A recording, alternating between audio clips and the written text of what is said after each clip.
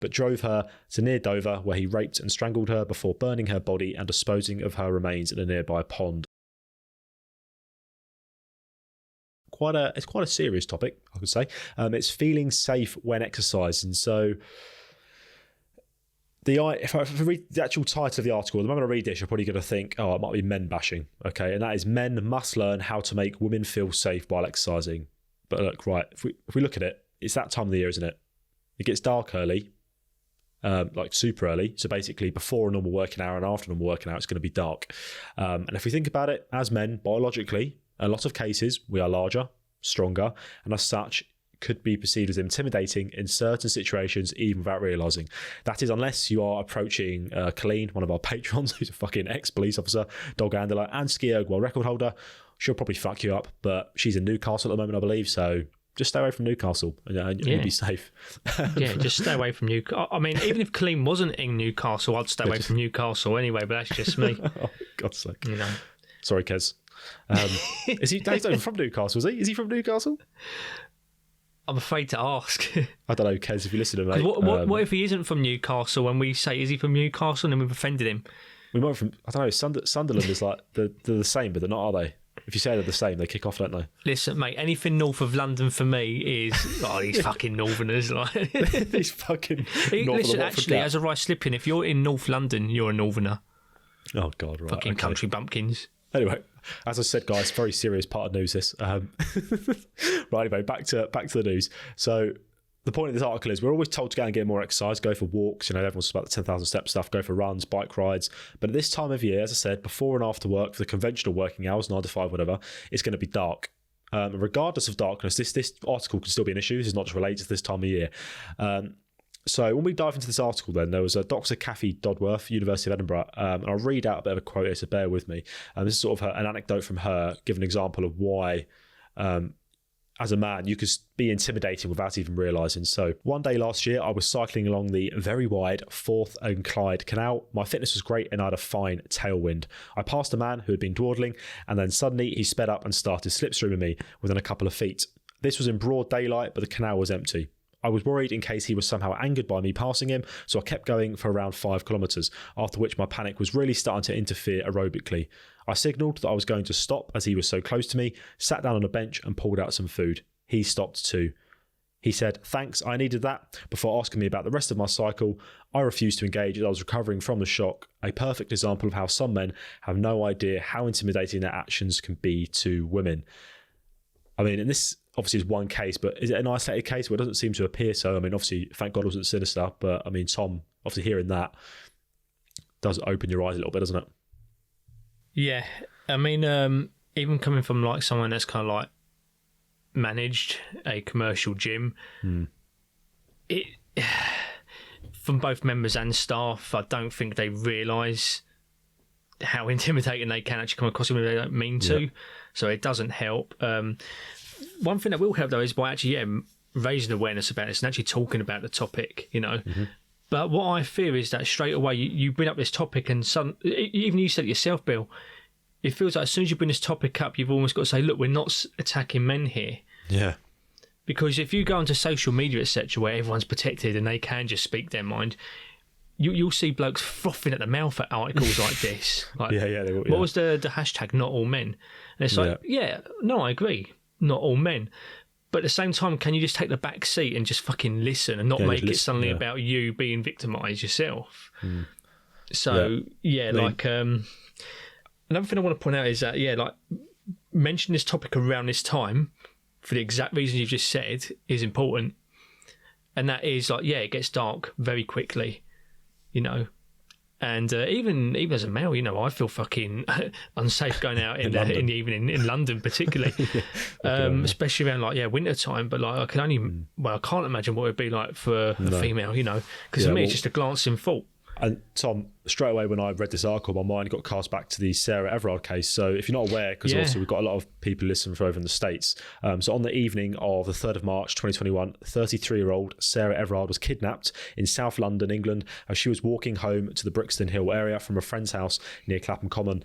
Metropolitan Police Officer Wayne Cousins told Everard that he was arresting her for having breached COVID-19 regulations, but drove her to near Dover, where he raped and strangled her before burning her body and disposing of her remains in a nearby pond. So that is a very sinister example of how a woman was walking home late at night. I think it was around like 9 p.m. times. It was dark, and she was approached by a man, an intimidating man. You can say obviously he's a police officer. So, and obviously you see the picture, he was quite a big guy. So straight away, even if he wasn't a police officer, she would have been intimidated. And he used his position of power to obviously do some horrible things. Now, this skyrocketed in the UK. And as you can imagine, subconsciously, a lot of people out there would be twitchy walking home alone, especially if you're a woman. And I don't think people actually realise that the subconscious effect on women is going to be huge there, just from that story getting out there. So, and if you're scared to go out and exercise because of that subconsciously, you're not going to go do it. You're not going to do something if you're afraid of it. Something that I still remember, and it still angers me when I think about it, is around the time that happened, I remember having discussions with another PT. And we was discussing each other's clients, not who weren't breaching, like, privacy, etc. But we were just like kind of like giving each other advice and stuff like that. And he was talking about how, like, while the gyms were shut, he was trying to get his one of his female clients to just the old classic 10,000 steps a day, right? Which I've no motivation to argue with people that are kind of in that mindset of 10,000 steps a day every day. So I was just entertaining, like, okay, cool. But I remember him saying, like, she's worried about basically what's happening in the news lately. Like, she doesn't finish. She's working from home, but she doesn't actually finish until late. But like, I've been telling her just put her coat on, even if it's dark, even if it's cold, just put your coat on and go. And it's like, mate, how could you not even like feel some form of empathy for your client, who's kind of like as a collective in the country, like all women kind of collectively feeling this fear, and it's like. And your answer to that is just be motivated, get your coat on, go about your everyday life, go do these 10,000 steps. It still angers me to this day, like how This is why we said how it's important to bring up these issues, because there's men out there who, because it doesn't affect them as much, they don't have to worry about it because they're not really the ones being intimidated as much in most cases. It doesn't come to their mind. So even subconsciously, they don't see it as a fear. So if you're walking down the street, for example, and there's a woman walking towards you, subconsciously, if you're a big guy or even just a normal guy, whatever, like, you're subconsciously not perceiving that woman as a threat. So naturally, you're just carrying on your day. You might not be thinking of, you're just walking, you don't even notice her. You've seen her, glanced away, whatever, you carry on walking. But for her, she might see you, and then she might subconsciously perceive you as a threat because of what's been going on, or just because it's dark, whatever. You're a bigger person. She thinks, oh God, if he wanted to, he could do whatever, really. So subconsciously, she's then perceived you as a threat. You might not even notice that, but then your actions, if you decide to then cross on the same side of the road as her, or if you decide to like look at her, for example, you might not be thinking you're doing anything wrong. But for her, that could be a really terrifying situation. So this is why I bring it up, because in your case, Tom, that guy, he didn't even like think of that as an issue. He just thought, get your coat and go. Yeah, for him, he might be able to get his coat on and go. Yeah. For her, and what's even more worrying is the fact that she told him she was scared, and he still said it. Yeah, just shows he's a fucking idiot. She actively told him, "Look, I'm scared to go out at the moment because of X, Y, Z. Like what is going on at the moment." Yeah, and that's one of the main reasons why I was pissed in the first place, that they actively told him that. Yeah.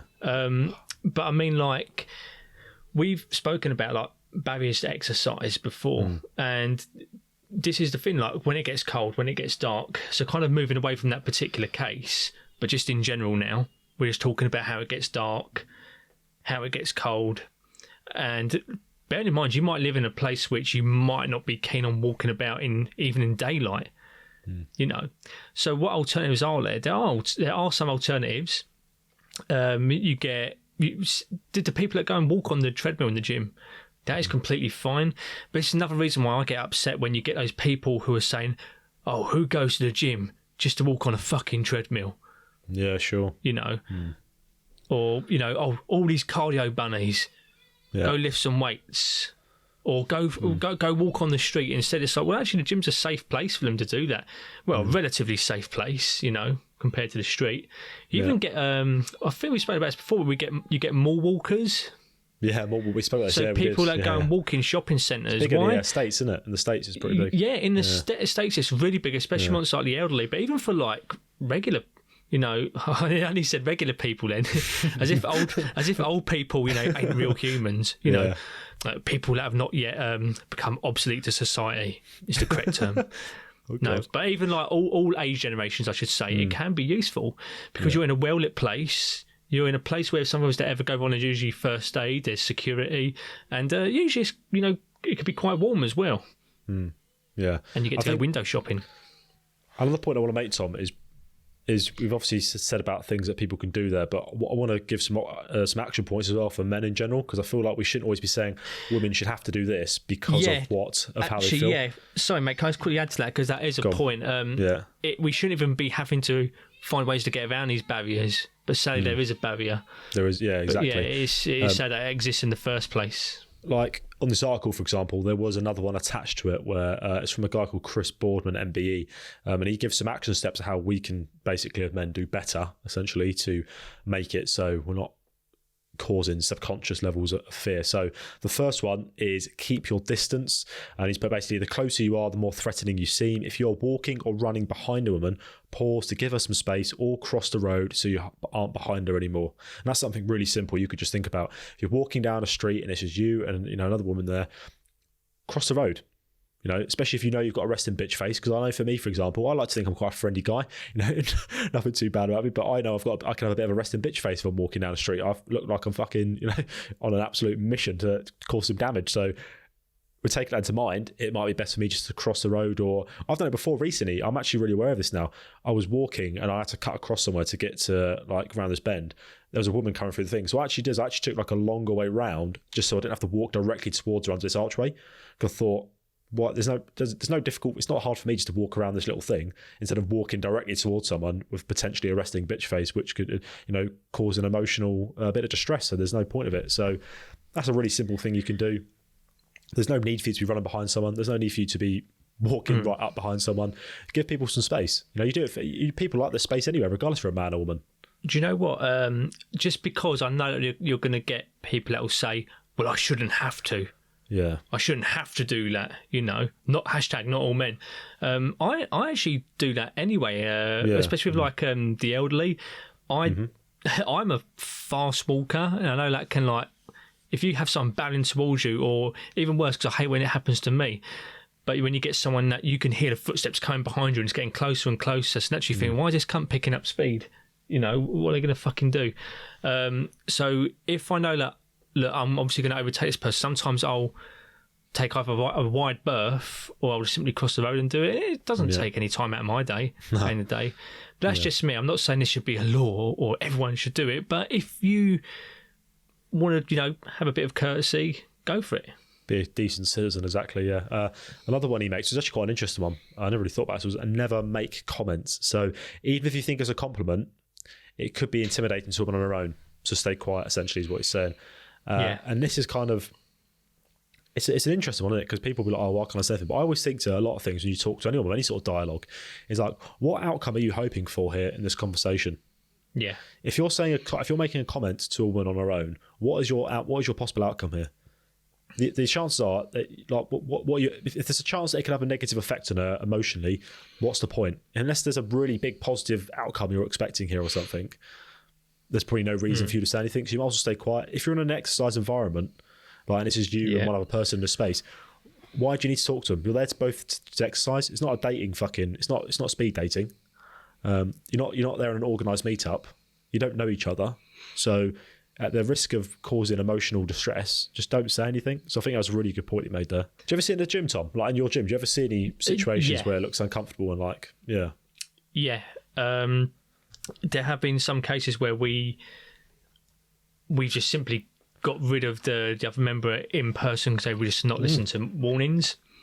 There's other things you could do. So for example, I'm quite friendly with some of the females at my gym, and if I know that they're being pissed straight away, and they're they're clearly not interested in the person that's talking back to them, but they just don't seem to be stopping, then I'll just kind of hop in with the workout with them sometimes. Okay, nice.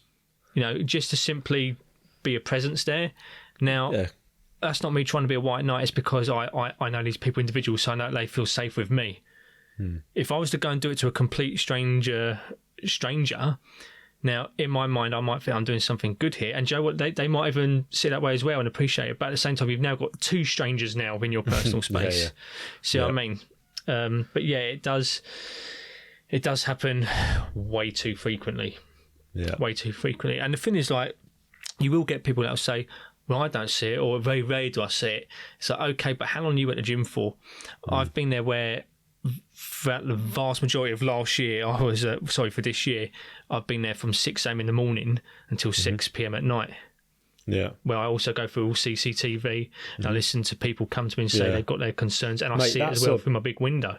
That's such a fucking stupid argument, isn't it? Like, I don't see it often. There's a lot of things we don't see in life. Doesn't mean it's not happening. And it doesn't mean that it's okay for it to carry on because we don't see it often. I've spent enough time, exposed to that environment to say that it happens way too much. Yeah, exactly. Yeah. And a lot of staring as well, to the point where it's like, I understand sometimes we stealth into space, but sometimes it's very obvious. Yeah, it's very obvious. Yeah, cool. Yeah, takeaways from that, guys, is just be more aware of your actions and just let's try and do better. Don't be a fucking nonce if you know that you are doing something that is creepy as well. I know we laugh about it, but it's like, come on, how the fuck would you feel if like someone was doing it to like a sibling? Yeah, do you know what I mean, or a daughter, etc. Yeah.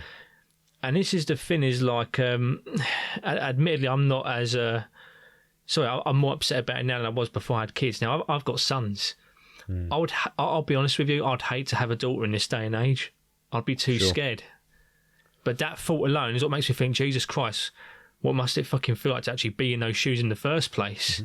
Yeah, it's horrendous. So if we, even the little tiny minutest things we can do to create a bit more of like a safe space, fucking just do it.